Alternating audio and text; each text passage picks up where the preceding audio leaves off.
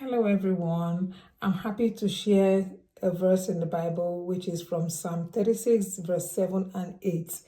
It says, verse 7 says, "How excellent is thy loving kindness, O God! Therefore, the children of men put their trust under the shadow of your wings. Under the shadow of thy wings, we put your trust." Then in verse 8, it says, "They shall be abundantly." So, this is for those if you put your trust in God. You put your trust in God, He will protect us. We will be under the shadow of God's wings. Okay? And then in verse 8, it says, "They shall be abundantly satisfied with the fatness of thy house, and thou shalt make them drink of the river of thy pleasures." So for those that genuinely put their trust in the Lord, this is what the Bible is promising you, that they shall be abundantly satisfied with the fatness of thy house, and thou shalt make them drink of the river of thy pleasures. So I want to encourage us today, if you haven't gone to church, go to church and be in the house of God, worshiping, praising God with the brethren.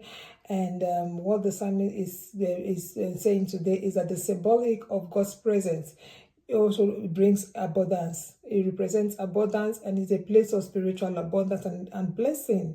And these are the things that's why he's telling us that we will enjoy the fatness of the abundance of God. We will enjoy the fatness. Fat is always the best part of the meat, where then in those days when they usually use animals to sacrifice to God, they tell them leave the fat in the thigh. This one is the ones you're going to use as their burnt offering, because that's like the best part that is reserved for God. But here in Psalm is promising us we will come into the presence of the Lord. We will be satisfied with the fatness of God's house. And what do we find in the house of God? We find joy, we have stability, we find peace, we find love, and we find freedom.